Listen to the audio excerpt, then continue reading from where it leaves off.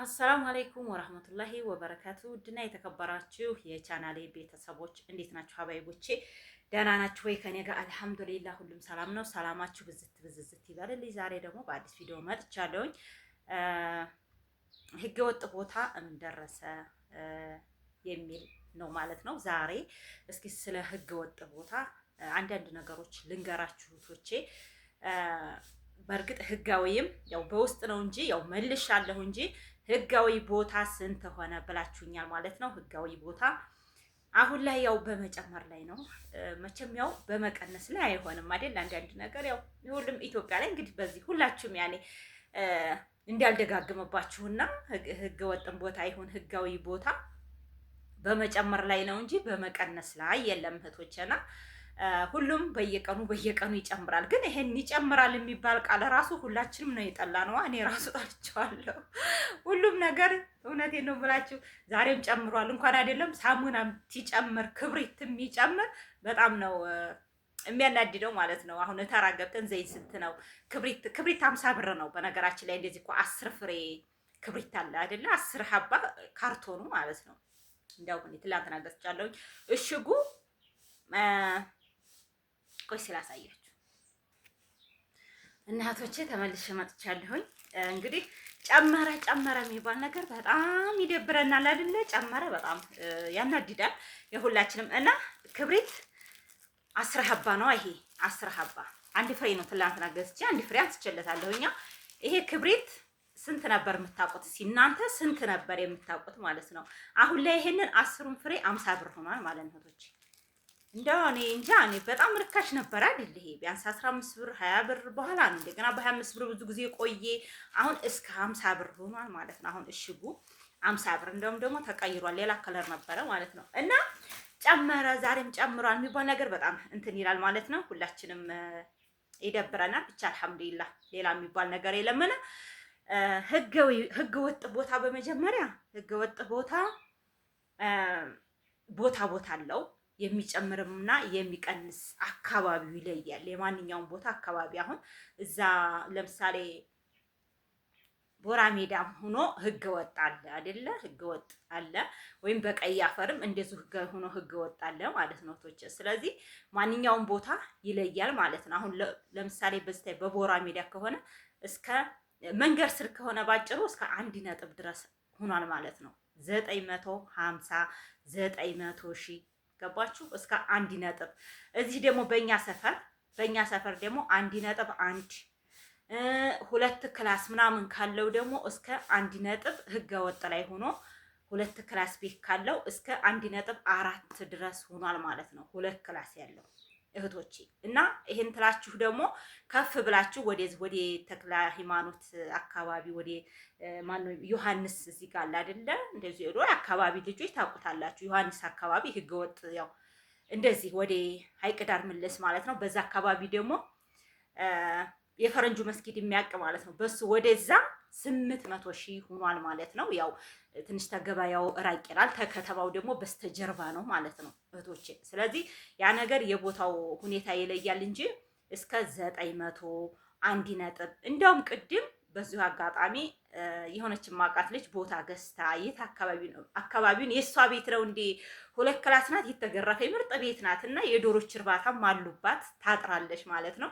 በነገራችን ላይ ሀይቅ ዳር ነበር ያረፈርኩት ማለት ነው። ልብስ ምናምን ታጥብ እዛ አርፍጄ መጥቼ ከዛም እያወራን እያለን ስንት ገዝታት ነው 2 ክላስ አላት እሷን ስንት ገዝታት ነው ምናምን እያልኩኝ ማለት ነውና 1 ነጥብ 3 ነው የገዛቻት። መንገድ ስር ናት። 2 ክላስ አላት። ተገርፋለች። ግቢ ናት።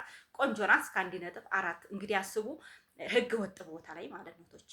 ህገ ወጥ ቦታ ሆኖ መንገድ የማያሰጋ አለ፣ መንገድ የሚያሰጋ አለ። በነገራችን ላይ ድሮ ነበር መንገድ ምናምን ታይታይ ዝም ብሎ የሚገዛው ማለት ነው። አሁን ላይ ግን ህገ ወጥ ቦታ ሆኖ መንገድ ያሳይታችሁ ነው የምገዙት። መንገድ ታይቶ ነው የሚገዛው። ግን ያኔ ህገ ወጥ ቦታ በእንትኑ ያኔ አለ አይደለ? አይመከርም። በቃ ህገ ወጥ ቦታ ሁልጊዜ ማሳብ ነው። ገባችሁ ወይ? የሆነ ህግ ይቀየራል። በቃ የሆነ ያኔ ችግር ያገኘዋል። መንገድ እንኳን ባያገኘው የሆነ በቃ ባይገዛ እላለሁ ማለት ነው። ግን ግዴታ እናንተ ተመንገድ ስር ራቅ ያለ እንደዚህ 2 ክላስ በተለይ ባዶ የሆነ መግዛት የለባችሁም። 2 ክላስ ያላት እህቶች 2 ክላስ ያላት የየአካባቢ ሁኔታ ይለያያል አልኳችሁ። እስከ 1.4 1.3 በቃ እንደዛ እስከ 1.900 ሺህ 1 ስላችሁ ተዛ በታይ 900 ሺህ 950 ሺህ እሺ እህቶች፣ ያም የሚሆነው ሲጀመር ታንዲ ነጥብ በታይ ባዶ ነው። ቤት ያለው ታንዲ ነጥብ በላይ ነው። በቃ ይሄንን እመኑበት ማለት ነው። ግን አካባቢ ይወስናል። ባዶ ሆኖ 900 አለ፣ ባዶ ሆኖ ደግሞ 800 አለ። 7 ይሄ 6 የሚሆነው ያው ጫካ ምንም ህጋዊ ህገ ወጡ ምንም የለበትም። ለዶሮ ማርቢያ ነው የሚሆነው 7 እና 8 ያለበት በቃ ያው የአባቶቻችን መሬት ያው ከብት ስናበላበት ስናገጥበት የከረመው አካባቢ እሱ 7-8 ይሸጣል ማለት ነው። ቶቼ በነገራችን ላይ ሀገራችን ወላሂ የመሬት ውድነት እኔ እንጃ ገባችሁ እና ከባድ ነው እና ህገወጥ ቦታ አይመከርም። ግን ተገዛችሁ ደግሞ በቃ መግዛት አለብኝ እኔ ምንም ይሁን ምንም እድሌን እሞክራለሁ ብላችሁ ተገዛችሁ 2 ክላስ ያላት 1 ክላስ ያላት ብትገዙ አሪፍ ነው ብዬ ነው የምነግራችሁ ቶቼ። ህጋዊ ቦታ ደግሞ 2.1 ከ2 ነጥብ በታች የሚገኘው እዛው ቀጤ አካባቢ ነው እንጂ ይሄ ቢሻና ቆቦራ ሚዲያ ምናምን ከ2 ነጥብ በታች የለም። የቆዩ ምሪቶች ከ2 ነጥብ በላይ ናቸው ማለት ነው ቶቼ። አዲስ ምሪቶች ደግሞ 1.4 ተዛ በላይ በቃ ከ1.4 በላይ ነው አዲስ ምሪት ማለት ነው። ለምሳሌ ቀጤ አካባቢ 1 ነጥብ አሁን ላይ 1.3 ራሱ መኖሩን እንጃ። እኔ ቢያንስ 3 ሳምንት የሆነኛል ቀጤ ሄጄ ተመጣሁ ማለት ነው ቶች፣ ወይም መካነ ሰላም ማለት ነው። እና ይሄንን ልንገራችሁ ብዬ ነው። ህገ ወጥ ቦታ ምን ደረሰ፣ ህጋዊ ደግሞ እንደዛው ስለጠየቃችሁ ብዬ ነውና ህገ ወጥ ስገዙ ባይመከርም ግን አንዳንድ ያለ አይደል ህጋዊ መግዛት አቅም የማይኖረን እህቶች አለን። ህጋዊ ቦታ አሁን ላይ መግዛት በጣም ከባድ ነው እህቶች፣ በጣም ብዙ ጊዜ ያስጨርሳችኋል።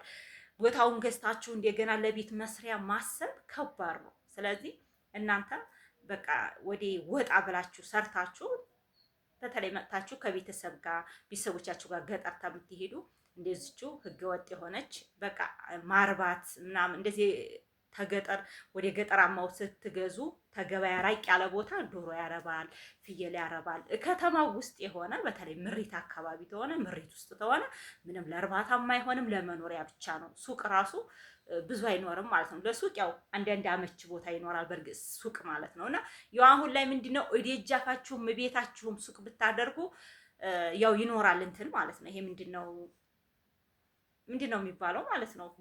ግብር ስለሚኖረው ሱቅን አሁን ተሱቁ ሽያጭ ግብሩ ብዙ ስለሆነ ሱቅን በቃ የሆነ አላደል እየቀረ ነው ያለው እህቶችና ሱቅ ተማረግ ልቅ እንደዚህ ምሪት አካባቢ ምሪት ውስጥ ያላችሁ ህጋዊ ቤት እና ቦታ ያላችሁ እቤታችሁ ዳቦ እየጋገራችሁ እንጀራችሁን ጋግራችሁ እቤታችሁ ናችሁ ጤፋችሁን አስፈጭታችሁ ደረቅ እንጀራ ማስረከብ ትችላላችሁ።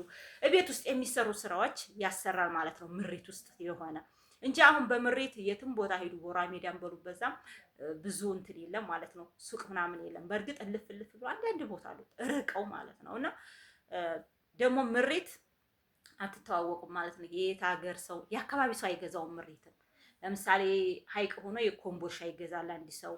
እውነቴን ነው የምላችሁ። የሆነች ቦራ ሜዳ በቀደም የሆነ ቤት ልፈልግ ሂጄ ከኦሮሞ ክልል መጥታ እዚህ የምትኖራለች ማለት ነው። ቶቼ ባሌ ኦሮሞ ነኝ አለች ማለት ነው። ቆንጅዬ ልጅ ናት ማለት ነው። እና እንግዲህ ከኦሮሞ ክልል እዚህ መጥተው ህጋዊ ቤት ገዝተው ምሪት ውስጥ የሚኖሩ ማለት ነው። ቶቼና የህጋዊ ቤት ምሪት ውስጥ የምገቡ ጭራሽ የሀገራችሁ ሰው ላይኖር ይችላል እዛ አካባቢ ማለት ነውና ስለማትተዋወቁ በቃ ሁሉም ሰው አሁን ላይ ደጃፉን ዘግቶ ነው በቃ ቤቱን ቆልፎ ነው የሚውለው። ልክ እንደ አረቦች ቤት መተዋወቅ እየቀረ ማለት ነው። እንኳን አይደለም እነሱ እኛ አሁን እዚህ ቦታ ሆነን እነዛ የምንተዋወቅ አሁን እኛ ሁላችንም ይሄ ሰፈር የገጠር ሰው ነው። አገራችን ከላይ ማን የት እንደሆነች አውቃለሁ።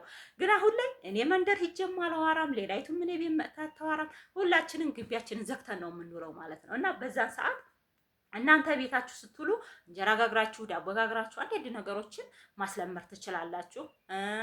እንደገና ደግሞ በቤታችሁም ውስጥ ግብር የማትፈሩ ደግሞ እንደዚህ ግብር ይሄድልኛል ሱቅ የምትሉ ውሃ ማስረከብ፣ በተለይ ሸቀጥ እንትን ተማት ኮንቲነር የራሳችሁ ታላችሁ እንደዚህ የሆነ አለ አይደል ለስላሳ ውሃ በተለይ መንገድ ላይ ካላችሁ እንትን መኪና ምናምን የሚመላለስበት አካባቢ ተሆነ ቤታችሁ ውሃ በተለይ ውሃ ይሄዳል። በቃ እኛ ሀገር ላይ ማለት ነውና እሱን ብታረጉ አሪፍ ነው ብዬ ነው። ያው እንግዲህ ነገርኳችሁ ማለት ነው። ዋጋውን ከዚህ ደርሷል። ሰላማችሁ ብዝት ብዝዝት ይበልልኝ። ላይክ እያረጋችሁ። አሰላሙ አለይኩም ወራህመቱላሂ ወበረካቱ